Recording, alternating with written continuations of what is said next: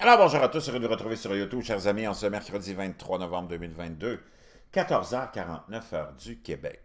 Ça va mal et ça va aller de plus en plus mal. Mais même si on est au point où l'humanité se retrouve presque hein, dans un cul-de-sac, au bord de l'abysse, ben tu as Axios, un site très important de nouvelles qui nous rapporte ceci.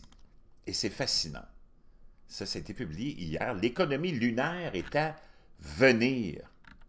Le lancement réussi de la fusée lunaire de la NASA la semaine dernière sera une aubaine pour les entreprises privées, ont déclaré des experts à Axios.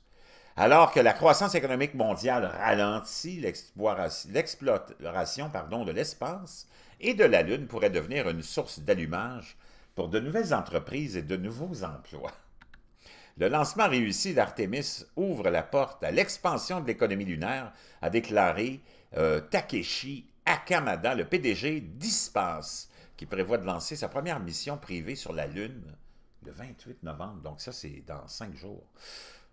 La mission d'Artemis 1 sans équipage de la NASA a montré aux entreprises cherchant à faire des affaires sur et autour de la Lune qu'elles auraient probablement un client majeur là-bas dans les années à venir.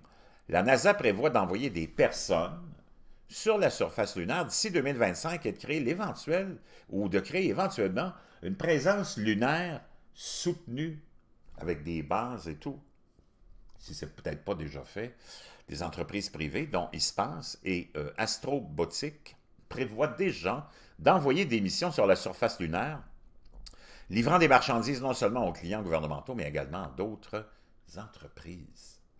La société Capital Risk Space Capital, avec au moins 22 entreprises spécifiquement axées sur la Lune, ont levé des fonds auprès de sources privées.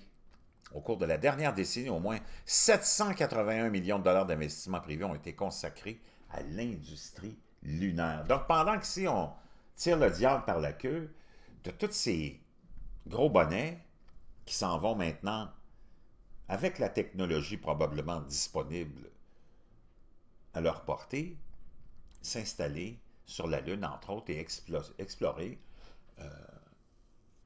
notre galaxie, probablement, avec d'autres objectifs après celui de la Lune, probablement Mars ou d'autres.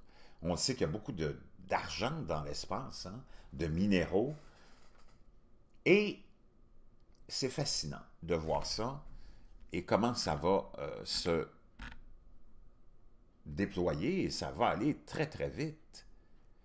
Et là, la Lune, qui pendant longtemps a été laissée aux oubliettes pour des raisons très obscures, alors qu'on l'avait conquise dans les années fin 60-70 avec Apollo,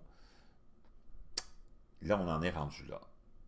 Fascinant, mais en même temps déprimant aussi de voir tous les efforts et l'argent qu'on met, alors que sur Terre, il n'y a pas grand-chose qui avance, puis qui améliore. On s'en retourne plutôt vers l'âge de pierre.